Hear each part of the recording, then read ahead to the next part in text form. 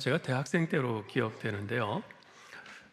그때 혜성처럼 등장한 한 젊은 여가수가 내 인생은 나의 것이라는 노래로 젊은이들의 아주 선풍적인 인기를 끈 적이 있습니다. 지금은 그 가사가 정확히 기억나지는 않습니다만 대충 이런 가사였어요. 내 인생은 나의 것, 내 인생은 나의 것. 부모님은 나를 보고 걱정하시지만 나는 내가 원하는 대로, 내가 마음먹은 대로 내 인생을 갖고 갈 수 있어요. 이 노래는 당시에 권위주의적인 그런 사회 분위기 속에서 숨죽이고 살아가며 내심 불만에 차 있던 젊은이들의 그 심정을 대변해 줌과 동시에 탈출구를 제공해 주었습니다. 아마 그래서 젊은이들에게 그렇게 인기가 있지 않았나 생각합니다. 여러분, 우리들 대부분은요, 내 인생이 누군가에 의해, 무언가에 의해 통제되는 것을 못 견뎌 합니다. 내 생명, 내 인생은 내 것이야 라고 외치며 살고 싶어 하죠. 내 인생을 내 자신이 컨트롤하면서 살 수 있다고 생각합니다. 여러분 생각은 어떠세요? 정말 여러분의 생명, 여러분의 인생이 여러분 손 안에 있습니까? 그래서 여러분 원하는 대로 컨트롤하실 수 있어요? 분명히 그런 면이 있습니다. 이제까지 한 지붕 밑에서 함께 살고 있는 여러분의 아내나 남편의 경우 대부분은 여러분 자신이 원하고 선택해서 결혼하셨을 겁니다. 지금 여러분이 다니고 있는 직장도 대부분 여러분이 원하고 선택해서 간 직장일 겁니다. 무엇보다도 지금 이 자리에 계신 여러분 대부분은 오늘 여러분 자신이 원해서 이 예배에 참석하셨을 겁니다. 그렇죠? 분명히 우리 삶은 내 손 안에 있는 것처럼 보입니다. 그런데 실상은 그렇지 않습니다. 내 삶에서 내 자신이 컨트롤하며 살고 있는 부분들도 있지만 그렇지 않은 부분들도 적지 않습니다. 아니, 어쩌면 그렇지 않은 부분들이 더 많은지도 모르겠어요. 특히 우리 삶의 가장 결정적인 부분에 들어가면 우리는 더 이상 내 삶의 지배자가 아닙니다. 오히려 내 자신이 지배당하고 있는 것을 보게 됩니다. 그것은 결코 우리가 부인할 수 없는 현실이죠. 자, 그러면 우리 삶을 지배하고 있는 가장 결정적인 것들은 뭘까요? 오늘 본문에서는 두 가지를 지적하고 있습니다. 첫째는 바로 죄입니다. 21절에선 이렇게 말씀하죠. 이는 죄가 사망 안에서 왕노릇한 것 같이. 누가 왕노릇했다고요? 죄입니다. 왕노릇한다는 말이 무슨 뜻일까요? 왕은 다스리는 사람입니다. 지배자입니다. 백성들을 지배하고 컨트롤합니다. 죄가 모든 사람 위에서 왕노릇합니다. 호령하고 지배해요. 멱살을 잡고 좌지우지합니다. 죄는 모든 사람을 컨트롤하는 것입니다. 누구에게도 예외가 없습니다. 그래서 이것을 일컬어서 죄의 보편성이라고 합니다. 어린아이들을 보세요. 어린아이들이 예스와 노 둘 중에 뭘 더 먼저 배울까요? 노를 먼저 배워요. 아니야, 싫어, 안 해, 이런 말을 더 먼저 배워요. 가르쳐주지 않았는데도요, 자동이에요. 순종은 회초리를 들고 가르쳐야 하지만 불순종은 가르칠 필요가 없습니다. 자동입니다. 학교에 도덕, 윤리 과목은 있죠. 그런데 부도덕, 비윤리 그런 과목은 없습니다. 그럼에도 불구하고 나쁜 행동, 비윤리적이고 비도덕적인 행동은 너무나도 쉽게 배웁니다. 오래전 미국 미네소타주에서 범죄를 연구하기 위해서 특별위원회를 구성했는데요. 그 보고서 내용 중에 이런 내용이 있습니다. 한번 잘 들어보세요. 우리는 모두 태어날 때 이미 이기적이고 자기중심적인 존재로 태어납니다. 아기는 자신의 필요가 즉시 채워져야 합니다. 즉시 채워지지 않으면 분노합니다. 이 분노가 울음입니다. 자신의 욕구가 채워질 때까지 웁니다. 아기에게는 인내가 없습니다. 배가 고플 때는 즉시 젖꼭지를 입에 물려주어야 합니다. 이웃에 대한 배려도 없습니다. 시도 때도 없이 부모가 자신의 필요를 즉시 채워줄 것을 기대합니다. 도덕심도 없습니다. 옆에 아이가 갖고 노는 장난감도 자기 마음에 들면 빼앗아 가져야 합니다. 그러므로 우리 인간은 모두 범죄자로 태어난다고 볼 수 있습니다. 어린아이가 자라면서 이러한 자기중심적이고 이기적인 사고와 행동이 교정을 받지 않으면 범죄자가 됩니다. 필요한 것이 있으면 남의 것을 도둑질하여 즉시 자신의 욕구를 충족시킵니다. 성적 충동이 생기면 성폭행을 해서라도 욕구를 만족시킵니다. 자신의 욕구가 채워지는 것을 방해하는 자가 있으면 죽여서라도 자신의 욕구를 채웁니다. 어떻습니까? 이 보고서 내용에 고개가 끄덕여지지 않습니까? 물론 사람들은요, 대부분 죄라는 말을 싫어합니다. 또한 죄를 범하면서도 이것이 죄 짓는 일이라고 인정하려고 하지 않습니다. 아담과 하와가 그러지 않았어요? 그들은 하나님의 명령에 불순종함으로써 언약을 깨뜨리는 아주 치명적인 죄를 범하고도 자신들이 죄를 범했다고 인정하지 않았습니다. 오히려 아담은 하와 탓으로 돌렸고요, 하와는 뱀 탓으로 돌렸죠. 이렇게 죄를 범하면서도 그것을 합리화하고 남 탓을 하고 변명하려고 했죠. 더구나 사람들은 의를 행하기보다는 죄를 범하기를 더 좋아합니다. 옳은 일을 하기보다는 그릇된 일을 하는 것을 더 좋아합니다. 사람들더러 그것은 옳지 않은 일이니 하지 마세요 하면요, 참 아이러니하게도 하지 말라는 일은 더 하려고 해요. 집에서 아이들에게 너 이거 절대로 만지면 안 돼, 그러면 아이들이 안 만집니까? 아니요, 꼭 만집니다. 하지 말라면 더 하고 싶어지거든요. 지금도 기억이 납니다만 제가 중고등학교 다니던 시절에 극장 입구에 종종 중고생 입장 불가라고 써붙이는 영화들이 있었어요. 그러면 중고생들이 그 영화를 볼까요? 안 볼까요? 안 봅니까? 천만에요. 남학생이고 여학생이고 할 것 없이 사복으로 갈아입고 또 여학생들은 화장도 진하게 하고 심지어는 가발까지 쓰고서라도 어떻게든 들어가서 보려고 애를 씁니다. 저는 어땠을까요? 넘어가겠습니다.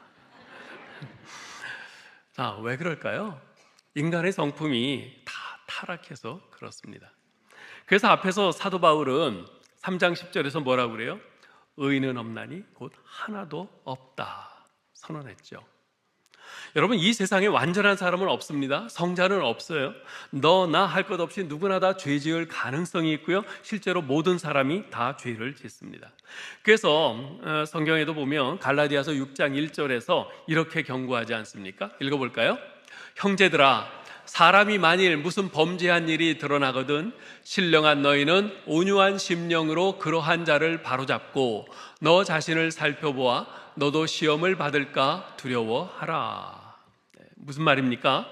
다른 사람의 허물과 죄에 대해서 떠들지 말라는 말입니다. 너무 지나친 소문을 내지 말라는 말입니다. 그런데 꼭 다른 사람의 허물에 대해서는 어쩌면 그렇게도 그냥 잘 이렇게 소문을 내고 동네방네 떠들고 다니는지 하나님이 들으십니다. 죄 없다고 아니하실 것입니다. 우리가 정말 조심해야 돼요. 오히려 너 자신을 돌아봄으로써 너도 그러한 죄에 빠지지 않도록 조심하라는 것입니다. 사실 엄격히 말하면요, 사람은 죄 지을 기회가 없어서 안 짓는 것뿐이지 죄를 범하지 않을 사람은 우리 가운데 하나도 없습니다. 적당한 기회만 되면, 적당한 여건만 마련되면 죄 짓습니다. 슬프게도 죄가 모든 사람의 삶을 지배하며 컨트롤하고 있습니다. 죄가 우리 위에 왕노릇하고 있는 거죠. 둘째로 내 삶을 지배하는 또 하나의 결정적인 것이 있는데요, 그것은 바로 사망, 곧 죽음입니다. 17절을 한번 읽어볼까요? 한 사람의 범죄로 말미암아 사망이 그 한 사람을 통하여 왕노릇하였은즉. 그럼 모든 사람은 단 한 사람도 없이 다 죽죠. 그래서 이것을 죽음의 보편성이라고 부릅니다. 이 세상에 태어난 모든 사람은 한마디로 말해서 죽으러 태어났어요. 죽으러 태어났어요. 결국이 죽음이거든요. 그래서 드라이든이라는 시인은 이런 말을 합니다. 5분 전에 갓 태어난 아이를 보십시오. 여러분은 이렇게 말할 것입니다. 아, 여기 인생을 시작한 한 인간이 있다. 그 말도 옳습니다. 그러나 저는 좀 다르게 말하고 싶습니다. 여기 죽어가기 시작하는 하나의 인간이 있다라고. 어떻습니까? 상당히 통찰력 있는 말이라고 생각되지 않습니까? 사실 우리 인간은요, 이 땅에 태어나 첫 호흡을 시작하는 순간 그것은 종말로, 즉 죽음으로 향하는 호흡의 첫 단계라고 말할 수 있습니다. 왜냐하면 성경은 한 번 죽는 것은 사람에게 정해진 것이요, 그 후에는 심판이 있으리라 라고 선언하고 있기 때문입니다. 이게 사실이죠. 사람은 누구나 세상에 나올 때 한정된 생명을 가지고 나옵니다. 내가 오래 살고 싶다고 해서 오래 사는 것이 아닙니다. 인간의 생명은 누구를 막론하고 다 하나님의 손에 있습니다. 물론 사람에 따라 빨리 세상을 떠나는 사람도 있고요, 오래 살다 떠나는 분도 있습니다. 그러나 평균적으로 보면 요즘 우리 한국인들은 거의 85세까지 삽니다. 여자분들은 좀 더 오래 살더라고요. 작년에 평균 나이를 보니까 여자분들은 90.7세로 이렇게 나오더라고요. 그대로 생각을 한다면 한 85세는 산다 이렇게 생각을 한다면, 여기 계시는 어떤 분이 30세가 되었다면 앞으로 특별한 일이 없는 한 55년 정도 더 사실 것입니다. 50세 되신 분은 앞으로 35년 정도 더 사실 것이고요. 70세 되신 분들 계십니까?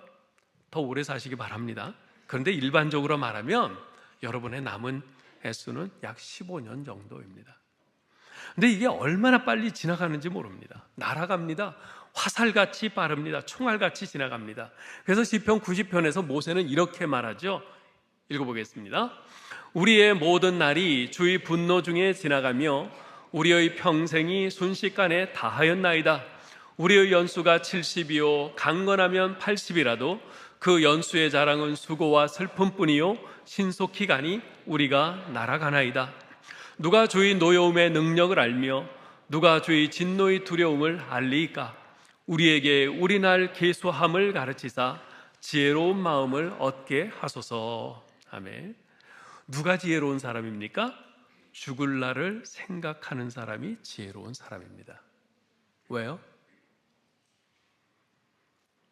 죽을 날을 생각한다는 것은 나의 남은 날이 얼마라는 것을 생각하는 것이고, 그렇다면 자기의 제한된 그 남은 날 동안 내가 어떻게 살아야 될 것인가, 그것을 한 번 더 생각하게 되기 때문에 그렇습니다. 그것을 한 번 더 생각하는 사람과 생각하지 않는 사람과의 삶의 행보에는 큰 차이가 있습니다. 전도서 7장 2절에도 보면 이렇게 말씀하죠. 읽어볼까요? 초상집에 가는 것이 잔치집에 가는 것보다 나으니 모든 사람의 끝이 이와 같이 됨이라. 산자는 이것을 그의 마음에 둘지어다. 살아있는 모든 사람들은 이것을 마음에 명심해라 라고 말씀하는데, 뭐라고요? 초상집에 가는 것이 잔치집에 가는 것보다 낫다 그래요. 왜 그렇습니까? 초상집에 가면 뭘 봅니까? 죽음을 봅니다. 죽음을 생각합니다. 그리고 초상집에 간다는 것은 지금 내가 찾아간 그 사람과 나와 어느 정도 좀 친분이 있는 거 아니겠어요? 그 사람이 어떤 삶을 살아왔는지, 그 사람의 삶의 궤적에 대해서 내가 어느 정도 알고 있다는 것 아니겠어요? 아, 저 사람은 평생을 이렇게 살다가 이렇게 가는구나. 그걸 생각하면 내 자신이 어떻게 살아야 될지 다시 한번 내 삶의 자세를 추스리게 됩니다. 열왕기상 2장 1절 2절에 보면요, 다윗이 이런 말을 합니다. 읽어보죠. 다윗이 죽을 날이 임박하매 그의 아들 솔로몬에게 명령하여 이르되 내가 이제 세상 모든 사람이 가는 길로 가게 되었노니 너는 힘써 대장부가 되고. 세상 모든 사람들이 가는 길이 뭘까요? 죽음의 길입니다. 세상을 살아가는 동안 사람들이 가는 길이 다 달라 보입니다. 인생의 길이 다 달라 보여요. 그런데 따지고 보면 그 길은 결국 하나의 이름밖에는 없습니다. 말하자면 원웨이, 일방통행입니다. 죽음이라는 그 목적지, 그 문을 향해서 모두가 열심히 가고 있는 거죠. 한 방향을 향해서 가고 있는 겁니다. 여러분, 법은 냉정합니다. 법조문에 쓰여 있는 대로 판결하고 처벌하죠. 하지만 그렇게 냉정한 세상의 법에도 예외는 있습니다. 그런데요, 죽음이라는 법에는 예외가 없습니다. 돈으로 못할 것이 없어 보이는 세상이지만 이것만은 안 됩니다. 영국의 빅토리아 여왕은 의사로부터 자신의 생명이 얼마 남지 않았다는 그런 사형 선고를 받았을 때 6개월만 내 생명을 연장시켜준다면 내 재산의 절반을 주겠다 선포를 했습니다. 하지만 그 누구도 그녀의 생명을 6개월은커녕 단 일주일도 연장시키지 못했지요. 아마 돈으로 생명을 연장시킬 수 있다면, 돈으로 생명을 살 수 있다면 세상에 죽지 않을 사람들이 참 많을 겁니다. 권력을 가지면 못할 것 없는 세상이요, 심지어 법까지도 마음대로 뜯어고치려고 덤벼들지만 죽음만은 안 됩니다. 누구나 다 가야 합니다. 하루 살았으면 하루만큼, 1년 살았으면 1년만큼 그 시간, 그 죽음의 날이 더 가까워 옵니다. 여러분, 우리 생명이 뭡니까? 야고보가 지적한 것처럼 우리 생명은 잠깐 보이다가 없어지는 안개와 같은 것입니다. 사실 우리는 내일도 모르고 삽니다. 그래서 잠언에 너는 내일 일을 자랑하지 말라. 하루 동안에 무슨 일이 일어날는지 내가 알 수 없음이니라 라고 한 것이죠. 누구도 이 죽음을 피해갈 수 없습니다. 죽음이 모든 사람 위에서 왕노릇하고 있는 겁니다. 이처럼 죄와 죽음은 모든 사람 위에서 왕노릇하며 모든 사람을 지배하고 있습니다. 우리는 다 죄를 범한 사람들입니다. 우리는 다 죽을 수밖에 없는 사람들입니다. 이것이 우리 인간의 슬픈 운명입니다. 절망적인 현실이죠. 그러나 이것이 전부입니까? 만일 이것이 전부라면 우리는 절망할 수밖에 없습니다. 그런데 성경은 이것이 전부가 아니라고 말씀합니다. 여러분 21절을 같이 읽어보겠습니다. 이는 죄가 사망 안에서 왕노릇한 것 같이 은혜도 또한 의로 말미암아 왕노릇하여 우리 주 예수 그리스도로 말미암아 영생에 이르게 하려 함이니라. 예수 그리스도 때문에 이제는 은혜가 왕노릇하는, 즉 은혜가 다스리는 세계가 도래했다고 말씀합니다. 즉 예수 그리스도를 거부하는 불신자들에게는 사망이 죄를 통해서 여전히 왕노릇하고 지배하지만 우리의 죄를 대신 지고 십자가에 죽으신 예수 그리스도를 믿는 우리에게는 은혜가 생명 안에서 왕노릇하는 세계가 임하였다는 것입니다. 특별히 20절에서는 이렇게 말씀해요. 그러나 죄가 더한 곳에 은혜가 더욱 넘쳤나니. 죄가 크면 은혜가 더 커집니다. 무슨 말입니까? 죄가 나를 지배하려고 큰 세력으로 다가오면 올수록 하나님께서는 나를 용서하시고 구원하시기 위해 더욱 큰 은혜로 나를 감싸신다는 겁니다. 예를 들면, 야, 너 같은 죄인이, 너 같은 큰 죄인이 어떻게 용서받고 구원받을 수 있겠니? 양심 좀 있어라. 그러면서 사탄이 나를 정죄하고 무너뜨리려고 할 때 예수님께서는 그래, 내 말이 맞아. 저 사람은 너무나도 큰 죄인이야. 그래서 내가 저 사람을 위해서 대신 죽었어. 내 생명으로도 부족하단 말이냐? 하시면서 나를 감싸신다는 말입니다. 그러나 죄가 더한 곳에 은혜가 더 넘쳤나니. 여기서 중요한 단어는 더욱 넘쳤나니라는 단어입니다. 우리말로는 두 단어로 되어 있는데 사실 헬라어로는 이게 한 단어입니다. 이 단어는 마치 노아의 홍수처럼 어마어마하게 큰 홍수가 나서 세상의 모든 것을 다 뒤덮듯이 차고 넘친다는 뜻입니다. 따라서 이 의미를 살려서 이 구절을 번역하면 이렇게 됩니다. 그러나 죄가 최고 수위에 이른 곳에 하나님의 은혜는 더욱 넘쳐 그 모든 죄를 완전히 덮어버렸다. 노아 홍수가 났을 때 어땠습니까? 이 세상에서 제일 높은 최고봉인 에베레스트 산까지도 다 덮였어요. 세상의 모든 땅들이 다 덮여버렸습니다. 보이는 것은 물밖에 없었어요. 그렇게 물이 다 덮었어요. 마찬가지로 죄가 최고 수위에 이른 곳일수록 더 하나님의 은혜는 더욱 크게 넘쳐서 그 죄를 완전히 덮어버린다는 것이에요. 강에서 배를 탈 때요, 그 물길을 따라 이렇게 가다 보면 곳곳에 작은 바위들이 이렇게 군데군데 수면 위로 이렇게 드러나 있는 것들이 보입니다. 잘못 부딪히면 그 배가 파손되고 말 위험한 상황이죠.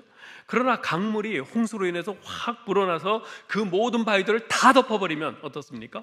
그 강물 위로 배가 안전하게 지나갈 수 있어요. 마찬가지입니다. 인간의 죄가 아무리 크다 할지라도 그에 비례하여 하나님의 은혜의 강물은 불어 차오르기 때문에 그 은혜가 죄를 정복해 버리는 거죠. 죄와 사망이 우리 위에 왕노릇한다고 그랬어요. 그런데 예수 그리스도의 은혜가 또한 우리 위에 왕노릇한다고 그랬어요. 똑같은 왕이에요. 그런데 어느 왕이 더 셉니까? 예수 그리스도의 은혜, 그 왕이 더 셉니다. 그 왕이 더 셉니다. 그래서 능히 죄와 사망을 다 덮고 이길 수가 있는 것입니다. 자, 그런데 이 더욱 넘치는 하나님의 은혜라는 말에는요, 우리가 반드시 기억해야 할 아주 중요한 요점이 담겨 있습니다. 그것은 바로 하나님께서는 죄 때문에 은혜를 안 주시지 않는다는 것입니다. 바꿔 말하면 하나님께서는 우리의 죄에도 불구하고 우리에게 은혜를 베푸신다는 것입니다. 여러분 한번 생각해 보세요. 만약 어떤 사람이 우리를 적대하고 욕하고 해를 끼친다면, 그것도 한두 번이 아니라 계속 반복해서 그런다면 어떻게 했어요? 그 사람을 호의로 대할 수 있겠어요? 못 그럴 겁니다. 나도 같이 욕하고 삿대질하고 적대하든지 아니면 아예 상종을 하지 않든지 그럴 겁니다. 그런데 하나님은 그렇게 하지 않으세요. 우리와는 반대로 죄가 더한 곳에 더욱 넘치는 하나님의 은혜를 베푸십니다. 몇 가지 사례를 성경에서 좀 찾아보죠. 아담과 하와가 하나님께 불순종하고 선악과를 따먹는 죄를 저질렀을 때 하나님께서 어떻게 하셨습니까? 하나님께서 그들의 죄 때문에 은혜를 거두셨습니까? 아니요, 거두지 않으셨어요. 두려워 숨어있는 그들을 먼저 찾아가셨습니다. 은혜입니다. 여자의 후손 곧 그리스도가 오셔서 뱀고 사탄의 머리를 깨뜨릴 것이라고 말씀하시면서 은혜의 약속을 주셨습니다. 은혜입니다. 무화과나무 잎사귀로 겨우 수치를 감추려고 한 그들에게 가죽옷을 지어 입히기 위해서 지구에, 그때까지 피 한 방울 흘리지 않았던 지구에 처음으로 피가 흐르게 하셨습니다. 짐승을 잡아 그 가죽으로 옷을 해 입히셨어요. 은혜입니다.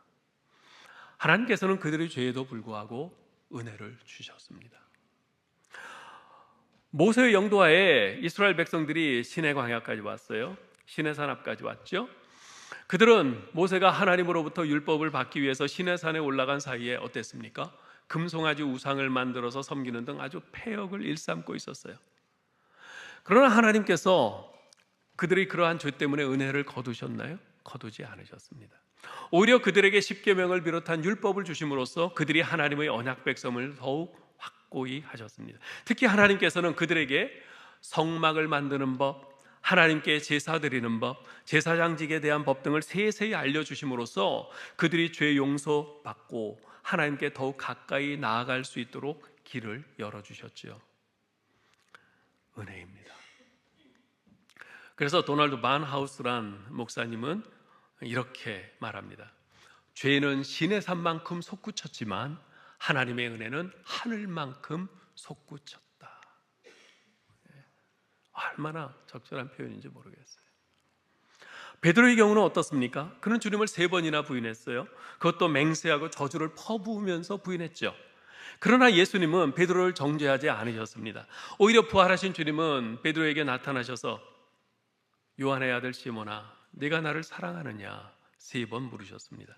그러자 베드로는 주여 그러하외다, 내가 주를 사랑하는 줄 주께서 아십니다 3번 대답했습니다. 그에 대해서 주님께서는 내 양을 먹이라 3번 말씀하셨죠.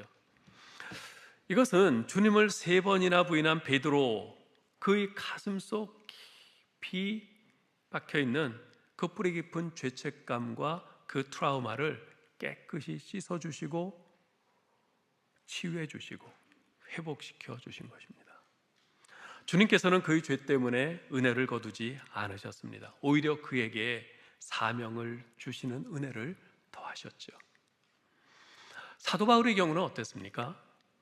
그는 고린도전서 15장 9절 10절에서 이렇게 고백합니다. 같이 읽어볼까요? 나는 사도 중에 가장 작은 자라. 나는 하나님의 교회를 박해하였으므로 사도라 칭함받기를 감당하지 못할 자니라. 그러나 내가 나 된 것은 하나님의 은혜로 된 것이니 내게 주신 그의 은혜가 헛되지 아니하여 내가 모든 사도보다 더 많이 수고하였으나 내가 한 것이 아니요 오직 나와 함께 하신 하나님의 은혜로라. 아멘. 교회와 성도들을 핍박하는 박해자였던 그에게 하나님의 은혜는 결코 가리워지지 않았습니다. 오히려 은혜가 더욱 넘쳐 그는 예수 그리스도의 사도가 되었죠. 방금 신구약 성경이 증언하는 몇 가지 사례를 말씀드렸습니다만 신구약 성경에는 이러한 사례들로 가득 차 있습니다. 우리 죄인들을 향해서 은혜를 거두지 아니하시고 오히려 은혜를 베푸시는 우리 하나님의 그 모습이 끊임없이 나타납니다. 성경을 읽을 때마다 이것이 얼마나 큰 위로와 힘이 되는지 모릅니다. 왜냐하면 나 같은 죄인에게도 더욱 넘치는 주님의 은혜를 기대할 수 있기 때문이죠. 여러분 생각에 도저히 용서받을 수 없을 것 같은 최고의 악인을 한 사람 대보라 그러면 누구를 떠올리십니까? 도저히 용서받을 수 없는, 저 인간은 도저히 용서할 수 없어. 그런 최고의 악인. 각자 생각하는 대상이 아마 다들 다를 수 있을 겁니다. 그 중에 한 사람을 좀 소개하고 싶은데요. 1993년 성북구 장위동에서 아버지와 어머니, 형과 형수 그리고 어린 조카까지 일가족 5명을 살해하고 암매장한 이호성이라는 사람이 있습니다. 너무나도 엽기적인 사건이어서 당시 전국이 난리가 났었죠. 이 범인인 이호성 씨는 결국 사형 선고를 받고 교도소에 수감되어서 사형 날만 기다리고 있었는데요. 그러던 중에 그는 교도소에서 근무하던 박효진 장로님이란 분을 만나서 복음을 듣고 예수님을 믿게 됐습니다. 그 후에 그는 사형당할 때까지 교도소 안에 동료 재소자들에게 열심히 복음을 전했죠. 그러던 중에 마침내 사형일이 다가왔어요. 유언을 남기시겠습니까? 라는 사형 집행관의 말에 네 라고 대답한 이호성 씨는 잠시 뜸을 들이다가 읽고 이런 말을 남겼습니다. 이 세상은 참 아름답습니다. 세상에 죄가 많고 또 저 같은 죄인이 있어도 하나님이 만드신 세상은 여전히 아름답습니다. 많은 사람들이 예수님을 믿고 예수님의 눈으로 이 아름다운 세상을 바라본다면 얼마나 좋을까요? 자기 부모와 형과 형수와 나이 어린 조카까지 살해하고 암매장한 흉악범 중에 흉악범입니다. 그럼 그가 어떻게 이런 말을 할 수 있을까요? 분명히 그가 저지른 일은 인간이라면 해서는 안 될 아주 흉악한 범죄였어요. 그러나 그의 그러한 흉악한 죄까지도 우리 주 예수 그리스도께서 십자가에서 내어주신 그 생명의 무게에 비하면 오히려 가벼운 것입니다. 예수 그리스도의 보혈이 덮지 못할 만큼 큰 죄는 없습니다. 하나님께서 고치시지 못할 만큼 큰 죄는 없습니다. 죄가 더한 곳에는 은혜가 더욱 넘칩니다. 그래서 제임스 보이스 목사님은 이런 말을 합니다. 죄가 세운 그 어떤 댐도 하나님의 넘쳐 흐르는 은혜의 물결을 막을 수 없습니다. 은혜는 죄 때문에 막히지 않습니다. 여러분 이 마지막 말을 꼭 기억하십시오. 은혜는 죄 때문에 막히지 않습니다. 하나님의 은혜가 우리의 죄 때문에 막히는 법은 절대로 없습니다. 혹시 여러분은 죄 때문에 가로막혀 있지 않습니까? 너무나 자주 죄에 휘둘리며 살고 있지는 않습니까? 적어도 내가 예수 믿는 사람인데 왜 자꾸 이런 악한 생각을 하나?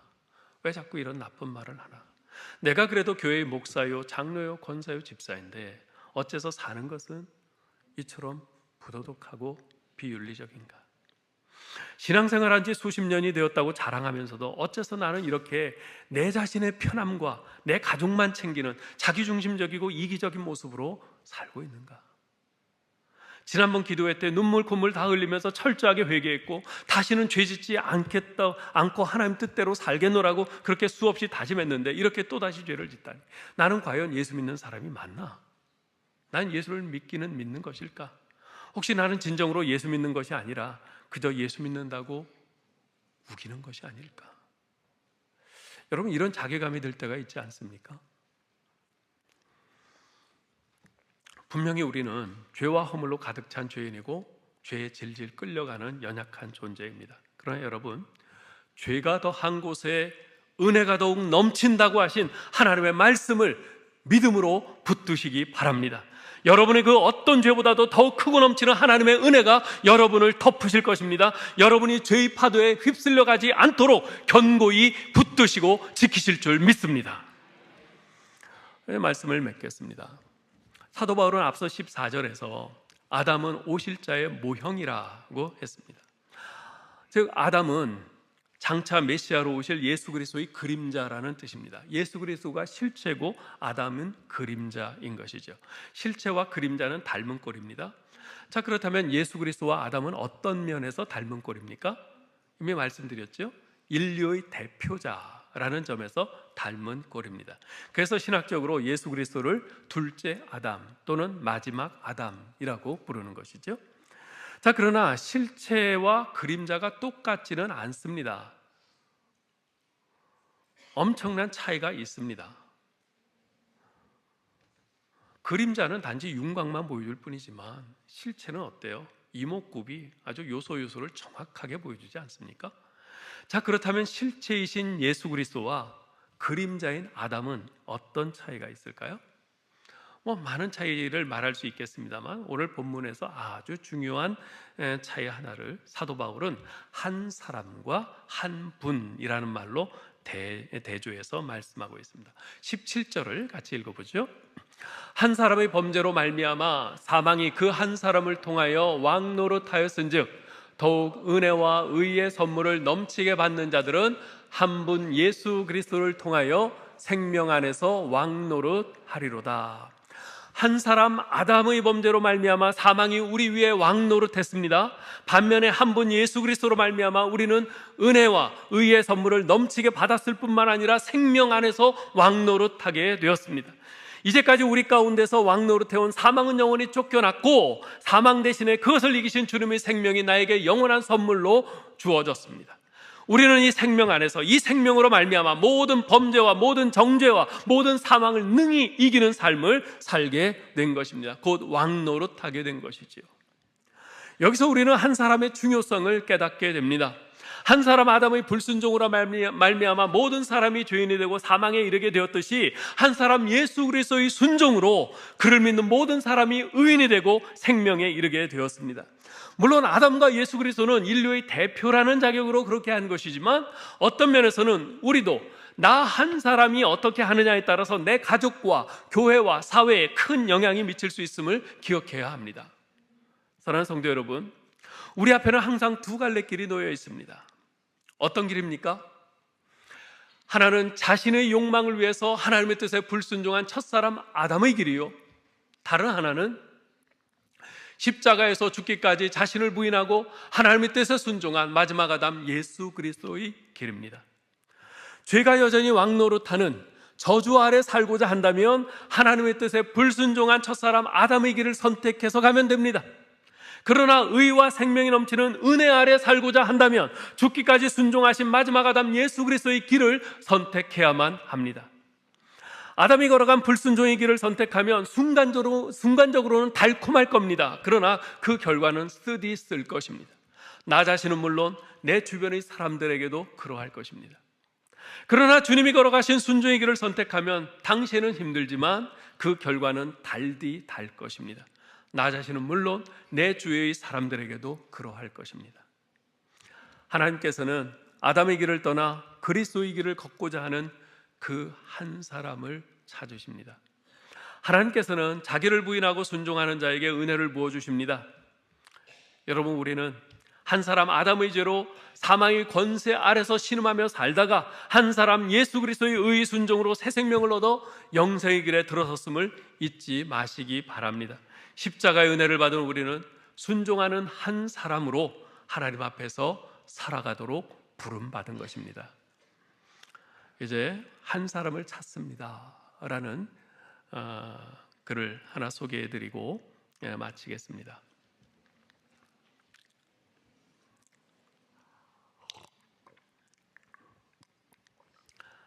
한 사람을 찾습니다. 하나님은 예루살렘에 왕래하며 한 사람을 찾습니다. 오늘 하나님은 하나님의 백성 가운데 이런 한 사람을 찾습니다. 공의를 행하며 진리를 찾아 구하는 한 사람. 하나님이 찾으시는 한 사람은 강한 사람이 아닙니다. 연약할지라도 무릎으로 강하게 살아가는 한 사람입니다. 하나님이 찾으시는 한 사람은 사람에게 착하다고 칭찬받는 사람이 아닙니다. 하나님께 칭찬 들을 만한 착한 한 사람입니다. 하나님이 찾으시는 한 사람은 능력 있는 사람이 아닙니다. 자신의 무능력함을 인정하며 주님께 능력을 구하는 한 사람입니다. 하나님이 찾으시는 한 사람은 시대에 감각 있는 사람이 아닙니다. 하나님의 말씀에 분명한 감각 있는 한 사람입니다. 하나님이 찾으시는 한 사람은 유명하고 성공한 사람이 아닙니다. 무명하지만 하나님께 인정받을 수 있는 한 사람입니다. 하나님이 찾으시는 한 사람은 학식이 높고 덕망 있는 사람이 아닙니다. 무식할지라도 모든 사람에게 덕을 끼치는 한 사람입니다. 하나님이 찾으시는 한 사람은 부하거나 거만한 사람이 아닙니다. 가난하지만 모든 사람에게 겸손한 한 사람입니다. 하나님이 찾으시는 한 사람은 똑똑하고 잘난 사람이 아닙니다. 부족해도 그리스도의 의를 드러내는 한 사람입니다. 하나님이 찾으시는 한 사람은 거짓으로 점철된 부정직한 사람이 아닙니다. 나침반처럼 삶에 분명하며 정직한 한 사람입니다. 하나님이 찾으시는 한 사람은 오류 가운데 사는 사람이 아닙니다. 진리를 찾으며 진리 안에 살아가는 한 사람입니다. 하나님이 찾으시는 한 사람은 자신의 의를 드러내는 사람이 아닙니다. 매 순간 그리스도의 의를 드러내는 한 사람입니다. 하나님이 찾으시는 한 사람은 겉만 번지르르 한 사람이 아닙니다. 속 사람을 강건케 하며 말씀에 의지하는 한 사람입니다. 하나님이 찾으시는 한 사람은 처지나 환경에 불평하는 사람이 아닙니다. 환경을 딛고 그리스도를 바라보며 감사하는 한 사람입니다. 하나님이 찾으시는 한 사람은 세상의 부귀영화를 찾는 사람이 아닙니다. 하늘을 바라보며 십자가의 영광을 구하는 한 사람입니다. 하나님이 찾으시는 한 사람은 자신을 위해 사는 사람이 아닙니다. 구원자 예수 그리스도를 위하여 살아가는 한 사람입니다. 하나님은 오늘도 찾으십니다. 공의를 행하며 진리를 찾아 구하는 한 사람을. 바로 그 사람이 오늘 나와 당신이기를 바랍니다. 기도하겠습니다. 하나님 아버지, 죄와 사망이 우리 위에서 왕노릇하며 우리를 지배하고 다스리는 그 아래서 고통하며 신음하며 절망 가운데 살아가던 우리였는데, 독생자 예수 그리스도께서 이 땅에 오셔서 십자가에서 자신의 생명을 내어주시며 우리를 구속하심으로 이제 우리가 그 죄와 사망의 권세에서 해방되어 예수 그리스도 우리의 참된 왕이신 우리 주님의 권세 아래 살게 하시니 감사합니다. 우리에게 그 큰 은혜를 베풀어 주시고 이 새 생명 허락하심을 감사합니다. 이제 한 분 예수 그리스도의 의 순종으로 말미암아 은혜의 통치 아래 살게 된 저희들이오니 우리 주님께서 찾으시는 바로 그 한 사람으로 살게 하여 주시옵소서. 생명을 주시기까지 묵묵히 그 순종의 길을 걸어가셨던 우리 주님의 등만 똑바로 바라보며 순종의 발걸음을 한 걸음 한 걸음 옮겨가는 하나님이 찾으시는 바로 그 한 사람 다 되게 하여 주옵소서. 우리 주 예수 그리스도의 이름으로 기도하옵나이다. 아멘.